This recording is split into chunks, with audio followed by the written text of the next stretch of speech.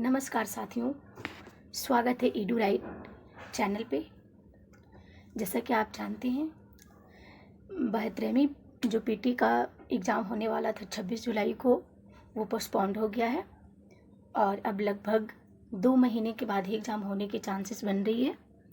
अगस्त में तो एग्ज़ाम नहीं हो पाएगी क्योंकि अगस्त में यूपीएससी का मेंस भी है और उसका पहले से डेट निर्धारित है। तो ऐसे में बीपीएससी अपना डेट अगस्त में तो नहीं दे सकती है। सितंबर में भी चांस लगभग कम ही बन रहा है।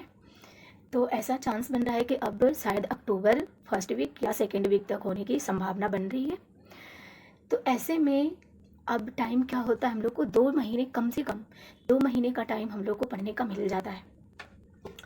इसमें क्या करना है, तो सबसे पहले हम 72वीं वालों को बताना चाहते हैं कि आप जो पहले रिवीजन कर रहे थे उसी तरह से आप रिवीजन करते रहें। दूसरा, जो भी आपका बिग पार्ट था, जो भी आपका बिग सब्जेक्ट था, उस पर आप ज़्यादा फोकस करें। उसके बाद फिर है, जैसे जो बिग पार्ट है उस पर आप फोकस करें और ये देखें कि जहाँ से आप ये देखते होंगे हमेशा कि उसमें जो पूछा जाता है सब्जेक्ट, उसमें से 4 जो सब्जेक्ट है बहुत ही ज़्यादा, 4 पार्ट जो है बहुत ही ज़्यादा इम्पॉर्टेंट रोल निभाता है।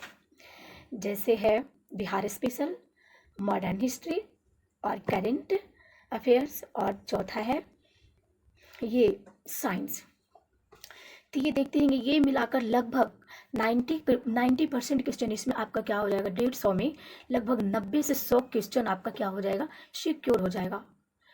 और ये भी देखना है कि आपको किस में ज़्यादा क्वेश्चन पूछा जाता है, किस सब्जेक्ट से पूछा जाता है, ये देखते जाना है और इसके बाद रिवीजन बनाए रखना है अपना, ठीक।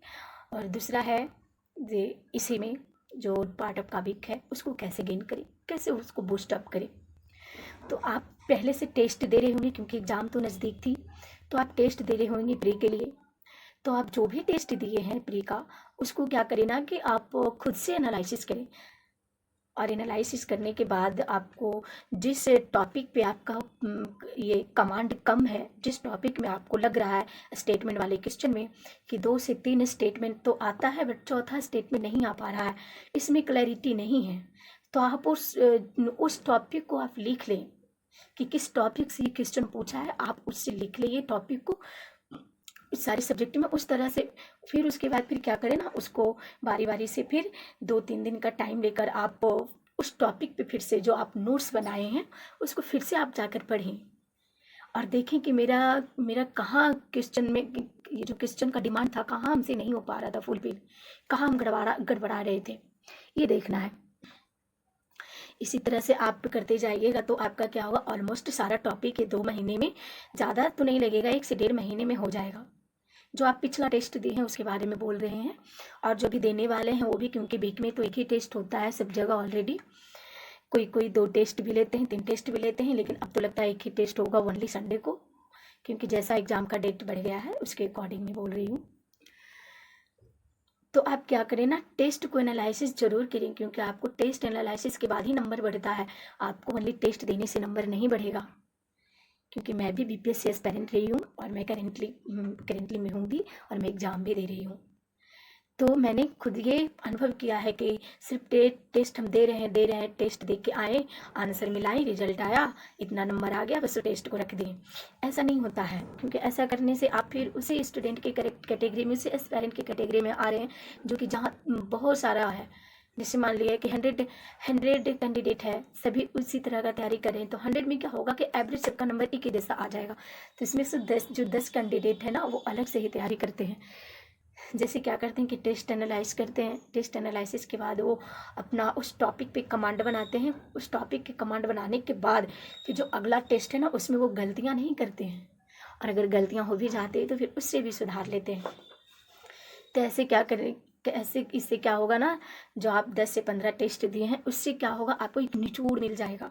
और देखिएगा ऐसा अगर आप करते हैं तो एक बार करके देखिएगा कि अगर 1 टेस्ट में, 2 टेस्ट में ऐसा आप कर लिए हैं, 2 टेस्ट में, तो देखिएगा तीसरा टेस्ट में आपका उससे कम से कम तो 10 नंबर ज़्यादा ही बढ़ेगा। 10 नंबर नहीं तो कम से कम 5 नंबर तो ज़्यादा बढ़ेगा, मैं गारंटी के साथ बोल रही हूँ। उसी तरह से आप करते जाइए। अगर हर एक सब्जेक्ट में 1 से 2 नंबर ही बढ़ता चला जाए तो कितना है, लगभग 6-7 पार्ट्स में पूछा जाता है, तो कितना एक एक क्वेश्चन ही बढ़ गया तो 6-7 क्वेश्चन बढ़ गया अगले टेस्ट में। उसी तरह से हर बार बढ़ता चला जाएगा। तो इससे क्या होगा ना, आपका नंबर हमेशा बढ़ता जाएगा, स्कोरिंग बढ़ाते जाएगा आपका ये एनालिसिस पार्ट। फिर है कि आप आज जब इतना टाइम मिला है तो उसमें क्या करें, सिर्फ प्री ही पढ़ें या प्री पे ही ज़्यादा फोकस दें।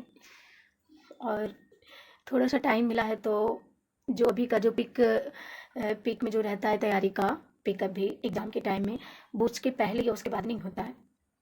जब टाइम मिल जाता है तो नहीं हो पाता है, क्योंकि थोड़ा थोड़ा तो लो होता ही है। कोई कितना भी इंटेलिजेंट स्टूडेंट रहे, टैलेंटेड रहे, हो ही जाता है सबका, क्योंकि लगता है अरे टाइम तो अभी मिलेगा ना, कर लेंगे। बट ऐसे नहीं करना है। मैं एक जनरली बता रही हूँ कि होता ऐसा ही है सबके साथ। तो इस टाइम में हमें पीटी तो पढ़ना ही है, प्री के लिए कम से कम 4 से 5 घंटे तो देना ही है, क्योंकि एक ही सब्जेक्ट तो पढ़ना नहीं है, ऑल सब्जेक्ट को रिवाइज करना है। बस रिवाइज ही तो करना है ना, और उतना माइंड पे प्रेशर भी नहीं पड़ेगा, डेली रिवाइज करते रहेंगे, कंटिन्यूटी भी बना रहेगा। और तीसरा है कि आप इसके बाद जो टाइम मिल जाता है 5 से 6 घंटे के बाद, आप फिर 3 से 4 घंटे क्या करें, तो 3 से 4 घंटे की मेंस आंसर राइटिंग करें। क्योंकि आपको अगर अक्टूबर में एग्ज़ाम होती है तो फिर लगभग जो एग्ज़ाम का मेंस का जो एग्ज़ाम होता है अप्रैल में, तो उसमें तो हो ही जाएगा नो डाउट, क्योंकि बीपीएससी मेंस तो करवा ही लेगी अपना टाइम पे। उसके बाद फिर है जो जो 2 से 3 बार मेंस लिखे हैं या तो फिर इसके पहले मेंस लिखे हुए हैं, उनके लिए तो कोई दिक्कत नहीं होगा, ज़्यादा दिक्कत तो नहीं हो पाएगा। दिक्कत तो सबको होता है, लेकिन ज़्यादा दिक्कत उनको नहीं हो पाएगा। और जो इनिशियल हैं, जिनका ये जो 72वीं है, फर्स्ट अटेम्प्ट होगा, उनके लिए मेंस में थोड़ा ज़्यादा दिक्कत होगा। कभी उनको लिखने में प्रॉब्लम आ रही होगी, कभी हाथ दर्द दे रहा होगा, कभी वो उतना टाइम तक सस्टेन नहीं कर पाएंगे। ये कि 3 घंटा लिखना ही है, ये सस्टेन नहीं कर पाएंगे। तो इसीलिए अभी और जो अशुद्धियाँ होती है, खासकर हिंदी मीडियम वाले स्टूडेंट के लिए, तो उसके लिए क्या है ना, अभी उन अशुद्धियों को सुधारने का मौका भी मिल जाएगा कि क्या क्या गलत हम लिख पा रहे हैं, कौन सा वर्ड ऐसा है, कौन सा शब्द ऐसा है जो गलत लिखा जा रहा है, इससे क्या इम्पैक्ट पड़ेगा एग्जामिनर पर। ये भी सब ध्यान में क्या होगा ना, आते चला जाएगा। क्योंकि हमें जो छोटी छोटी गलतियाँ हैं उसको बारीकियों से देखना है, और उस गलती को क्या करना है, फिर दूर करना है, दोहराना नहीं है। तो इस तरह से आप मेंस में भी कर सकते हैं। मेंस का भी तैयारी करिए, 3 से 4 घंटे उस पर भी दें, ज़्यादा नहीं। बस एक लॉन्ग क्वेश्चन लिखे, एक शॉर्ट क्वेश्चन लिखे, और एक DI बनाए, क्योंकि DI जो है ना, वो सिलेक्शन का क्या है, मेन पॉइंट है, मेन पिलर है। ओके, अगर आपका DI में स्कोर आउट ऑफ 72 में 72 होता है, 72 में 72 अगर आप गेन करते हैं, तो आपको अगर मान लिया GS2 में, क्योंकि GS2 थोड़ा चैलेंजिंग पेपर होता है, तो आप उसमें अगर थोड़ा सा 5 नंबर 10 नंबर आपका अगर सही नहीं भी लिखा है क्वेश्चन, कोई क्वेश्चन मान लिया कि एवरेज लिखा गया है, या तो फिर उतना अच्छा नहीं लिखा पाया जितने से हम सेटिस्फाई नहीं हैं, खुद सेटिस्फाई नहीं होते हैं, तो क्या होता है ना उसमें कि आपको ये जो DI है वो आपको मेंटेन करता है। और ये DI सिलेक्शन का जो है एक मेन पिलर है, मेन पिलर। उसके बाद फिर इसी तरह से है, तो आप अपना टाइम बना लीजिए 6-7 दिन, मतलब 6 दिन का वीक में एक दिन अपना आप घूमने के लिए रख लीजिए, या तो फिर मेंस उस दिन नहीं लिखिए, फ्री माइंड रखिए, क्योंकि सब कुछ पढ़ना ही नहीं होता है। तो उसके बाद फिर अपना अब मेंस कैसे करना है, तो क्या क्या करना है ना, पहले आप जैसे बिरसा आंदोलन से क्वेश्चन पूछ रहा है, तो आपको और जो भी पढ़ना है साथ में ये PYQ भी रखना है, क्योंकि PYQ ज़रूरी है। मैं PYQ इसलिए रिकमेंड करती हूँ क्योंकि आपको उससे डायरेक्शन मिलेगा, क्योंकि कैसा क्वेश्चन पूछ रहा है, क्या पूछ रहा है। और ऑलमोस्ट कोचिंग वाले आपको वही पूछता तो वही है, लेकिन बताएंगे दूसरे चीज़।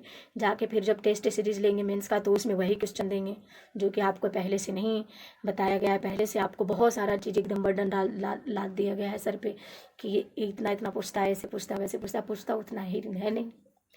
तो इससे अच्छा है कि आप PYQ साथ में रखें, क्योंकि दूसरों से दिमाग लेने से ज़्यादा अच्छा है कि अपना दिमाग खुद वहाँ पर लगाएं PYQ में, और खुद ही देखें। क्योंकि खुद दिमाग लगाने से क्या होता है ना, आपको जब ठोकर खुद लगता है तो खुद को दर्द होता है, तब समझ में आता है कि अच्छा यहाँ पर ये नहीं करना चाहिए था। तो मैं क्या बता रही थी कि मीन्स कैसे करना है। तो मीन्स आप पहले टॉपिक आप पढ़ लें, जैसे बिरसा आंदोलन का टॉपिक आप पढ़ लें, PYQ रखें, देखें कि आप अभी तक कितना कैसे मतलब इस आंदोलन से किस तरह का क्वेश्चन पूछा है।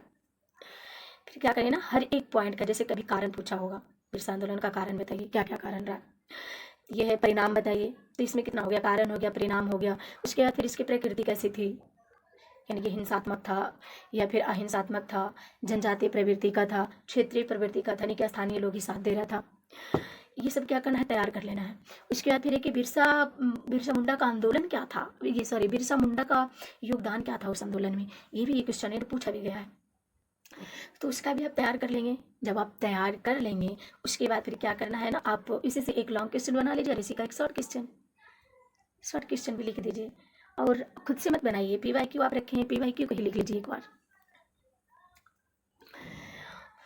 और मैं ये भी बताऊंगी कि अगर आप लिखते हैं तो ये मन में कभी मत रखिए कि हम जो लिखे हैं आंसर वो सही है कि नहीं है। आपको स्टार्टिंग में सही और गलत माइंड में लाना ही नहीं है, क्योंकि सही गलत आंसर शुरुआत में होता ही नहीं है। शुरुआत में होता है कि आप सस्टेन कर पा रहे हैं कि नहीं, आप लिख पा रहे हैं कि नहीं, आपका हाथ चल पा रहा है कि नहीं, आप क्या अच्छे से प्रेजेंट कर पा रहे हैं कि नहीं। ये करना है आपको सही गलत आंसर नहीं देखना है। मैं इसलिए बोल रही हूँ क्योंकि इससे क्या होता है ना, कितना बच्चे डिस्करेज हो जाते हैं। मैं खुद हुई हूँ, इसलिए मैं बता रही हूँ अपना एक्सपीरियंस। तो आपको लिखना है, और जिस बुक से आप PYQ क्वेश्चन लिए हैं उस बुक में आंसर भी होता है, क्योंकि बुक में मिलता ही है। तो आप क्या करें, जो अपना आंसर लिखे उसमें मिलाएं। अगर उसमें से आपका 20% भी आपका उससे मैच कर रहा है ना, तो आप बहुत खुश होइए।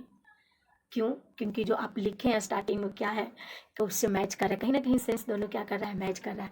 इसी तरह से फर्स्ट डे अगर ऐसा होगा, सेकेंड डे उस थोड़ा सा और 10% चेंजिंग होगा, थर्ड डे और होगा। इसी तरह से आप क्या करिएगा ना, आगे मतलब कंटिन्यू आप एक अच्छी आंसर राइटिंग लिखना स्टार्ट कर दीजिएगा, प्रेजेंटेशन भी बनाते जाइएगा। और मैं ये सब के लिए मैं सब कुछ दूंगी अपना, जो मैं जितना लिखी हूँ मेंस में वो सब मैं अपना नोट्स प्रोवाइड करूँगी, और जो मैं नोट्स बनाई हूँ वो भी प्रोवाइड करूँगी आपको।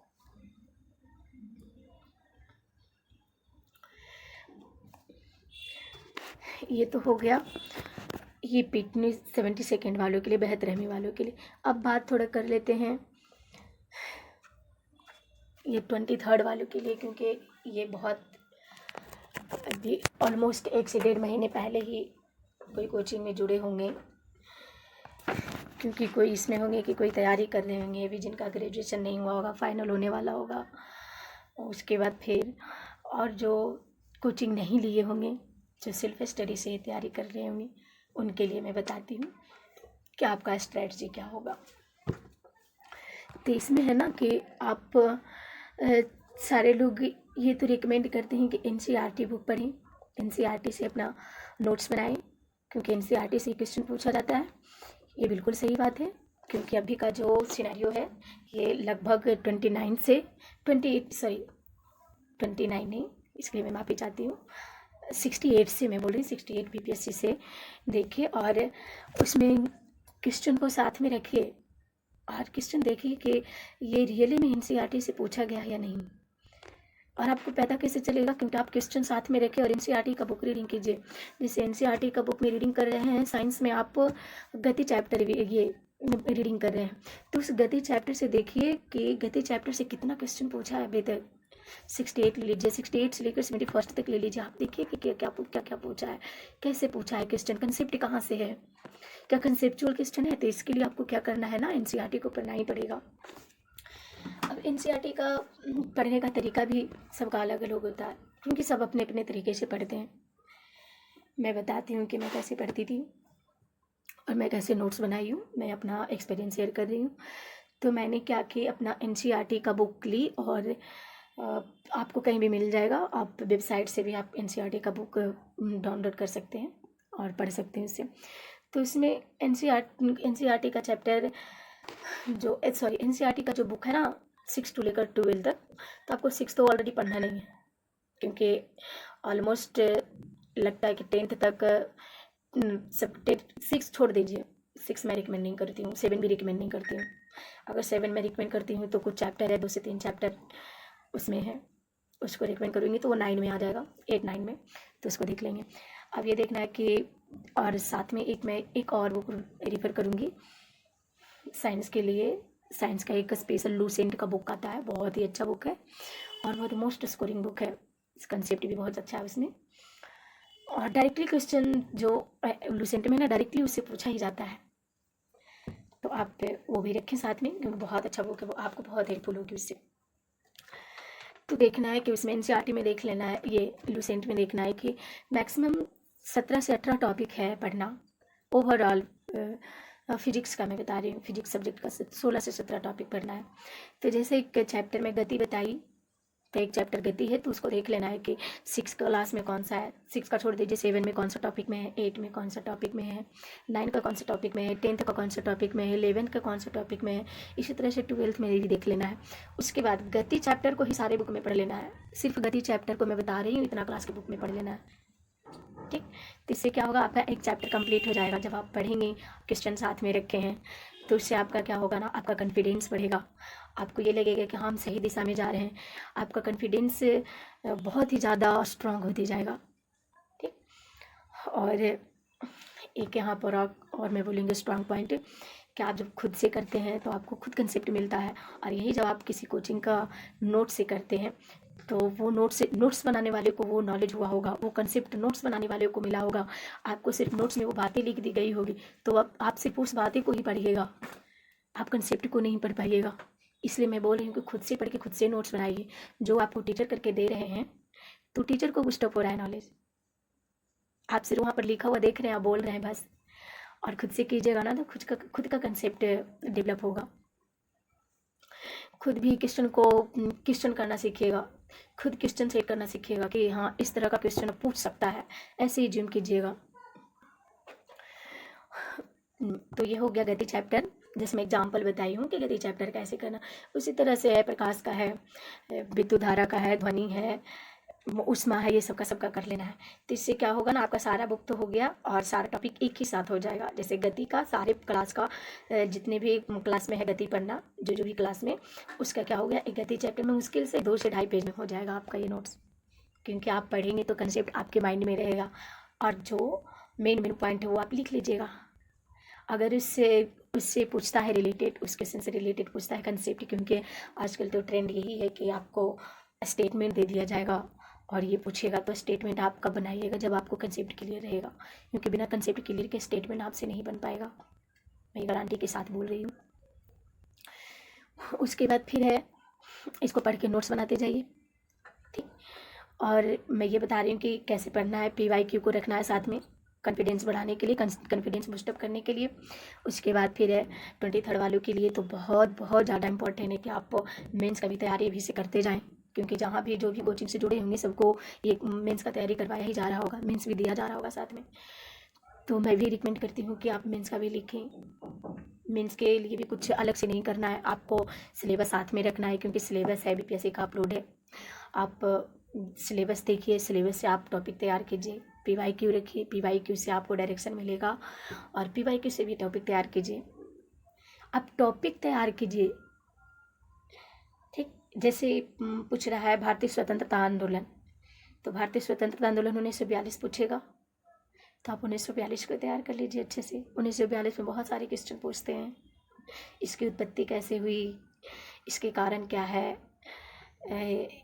ये एक निर्णायक मोड़ कैसे रहा, ये जयप्रकाश नारायण का और राजेंद्र प्रसाद का योगदान क्या रहा, ये पूछा जाता है। आज़ाद दस्ता का योगदान क्या था, ऐसे करके पूछा जाता है। तो ये एक टॉपिक है, ये टॉपिक क्या है, भारत छोड़ो आंदोलन 1942, ये टॉपिक है। लेकिन इसमें डायमेंशन कितने बन रहे हैं, कम से कम तो 6 से 7 डायमेंशन बन रहे हैं, क्वेश्चन पूछने के ये डायमेंशन बन रहे हैं। तो आप उसको क्या कीजिए, नोट कीजिए, और नोट कीजिए PYQ रख के, PYQ सामने में रखिए और नोट कीजिए उसको, और खुद से ये डिसाइड करना है कि हमको कौन सा पॉइंट रखना है। और मैं अगले वीडियो में ये सब बताऊंगी भी कि कैसे करना है। मैं अपना नोट भी शेयर करूंगी, जो अपना नोटबुक बनाई हूँ, नोट्स बनाई हूँ, सब शेयर मैं करूँगी। ये तो हो गया 73 वालों के लिए। अब है थोड़ा मैं बात कर लेती हूँ 71st वालों के लिए। तो 71st वालों के लिए ये है कि आप ओवरऑल, क्योंकि लगभग स्टूडेंट नहीं रहे होंगे 72, बहतरहमी दे ही रहे होंगे। किन्हीं बहुतों का हो गया होगा 17वीं में भी सिलेक्शन, बहुत लोग बहतरहमी दे रहे होंगे बहुत। तो ये क्या है ना, आप बहतरहमी के जैसा ही करते रहिए। और आपको एक मेन चीज़ करना है कि आप ये पोर्शन पे बहुत ज़्यादा ध्यान दें इंटरव्यू के लिए, क्योंकि आपको लास्ट शायद नवंबर या अक्टूबर, ये दोनों जो मतलब कि जो ट्रांजिशन मंथ है ना, उसके बीच में आपको जो मिल ही जाएगा, इस रिजल्ट देखने को मिल जाएगा। रिजल्ट आने का चांसेस बहुत बढ़ता है। तो आप ये है कि इंटरव्यू पे ज़्यादा फोकस कीजिए। मैं इतना ज़्यादा फोकस नहीं कर रही हूँ कि आप 6 से 7 घंटा दीजिए। मुश्किल से आप दो घंटे दीजिए। 1 घंटे आप ग्रेजुएशन सब्जेक्ट पे दीजिए और 1 डेढ़ घंटे आप दीजिए न्यूज एनालिसिस पे। आप न्यूज़ पढ़िए, डेली न्यूज़ पढ़िए, और डेली न्यूज़ पढ़िएगा और उसके बाद फिर आप उसको नोट कीजिए कि कौन कौन से पॉइंट बनता है, क्या आप वहाँ पूछा जाएगा, ये आप कीजिए। और मोस्ट इम्पॉर्टेंट है कि आप ग्रेजुएशन सब्जेक्ट को क्या कर ले, तैयार कर लें ग्रेजुएशन सब्जेक्ट को, क्योंकि इसी से क्या होता है ना, क्वेश्चन बहुत ज़्यादा पूछने का चांस बनता है और इसी से पूछा जाता है। और इसके साथ में एक और बताऊंगी कि ऑप्शनल, जिनका ऑप्शनल और ये ऑप्शनल के साथ है ग्रेजुएशन सब्जेक्ट सेम है, उनके लिए तो ज़्यादा प्रॉब्लम नहीं है क्योंकि दोनों साथ हो जाएगा। और जिनका ऑप्शनल चेंज है, ऑप्शनल क्या है, अलग है, और ग्रेजुएशन सब्जेक्ट अलग है। उनको क्या करना है ना कि आप ग्रेजुएशन सब्जेक्ट को क्या करें, 1 घंटे टाइम दें। मैं 1 घंटे इसलिए टाइम देने के लिए बोल रही हूँ क्योंकि आपको पीएचडी नहीं करना है कि आप 3 से 4 घंटे दीजिए, क्योंकि आपको इसमें सिर्फ नॉलेज रखना है। और इतना नॉलेज तो रखना है कि जो भी क्वेश्चन वहाँ पे पूछा जाए उसको मतलब कि अच्छे से ये आंसर दे सके, अच्छे से एक्सप्लेन कर सके, अच्छे से बता सके, ठीक। और ऑप्शनल सब्जेक्ट जिनका अलग है, हिस्ट्री है तो कोई दिक्कत नहीं, और अगर अदर सब्जेक्ट है तो इस पर भी फोकस करें। आधा घंटा इस पर भी टाइम दें, और बाकी आधा घंटा से 1 घंटा अगर क्या करें तो न्यूज़ पर टाइम दें। आप न्यूज़ को भी पढ़ें। आधा घंटे क्या करें, आधा से 1 घंटा तक आपको न्यूज़ पढ़ें और न्यूज़ के साथ साथ आप इसको एनालाइसिस करें न्यूज़ को, ठीक। और बाकी रही पर्सनालिटी डेवलपमेंट की बात, तो आपको 1 महीने का टाइम मिलेगा इंटरव्यू, ये मीन्स के रिजल्ट के बाद, तो आप उसमें तो आसानी से कर सकते हैं। सबसे ज़्यादा जो इम्पॉर्टेंट है वो ग्रेजुएशन सब्जेक्ट है, जो आपका एजुकेशनल बैकग्राउंड है, दैट मीन्स एजुकेशनल बैकग्राउंड आपको यही ज़्यादा करना पड़ेगा। कोई इम्पॉर्टेंट है तो एजुकेशनल बैकग्राउंड आपका क्या रहा है, यही आपको क्या करना है, तैयार करना है, और इसी से आपका क्वेश्चन पूछा जाएगा मेनली। तो आज के लिए इतना ही, और बाकी मैं कल बताऊंगी। जुड़े रहिएगा आप लोग मेरे सेशन से डेली। कल मैं बताऊंगी कि कौन सा टॉपिक, कल से मैं होमवर्क सीरीज स्टार्ट कर दूंगी कि क्या टॉपिक करना है, क्या नहीं करना है। बहतरहमी वालों के लिए भी रिवीजन टॉपिक जो होमवर्क सीरीज है वो भी दूंगी, और तिहतरहमी वालों के लिए भी दूंगी। ये करना है, ठीक है। तो चलिए अब यहीं पे समाप्त करती हूँ। थैंक यू सभी को, मेरे सेशन से जुड़े रहिए।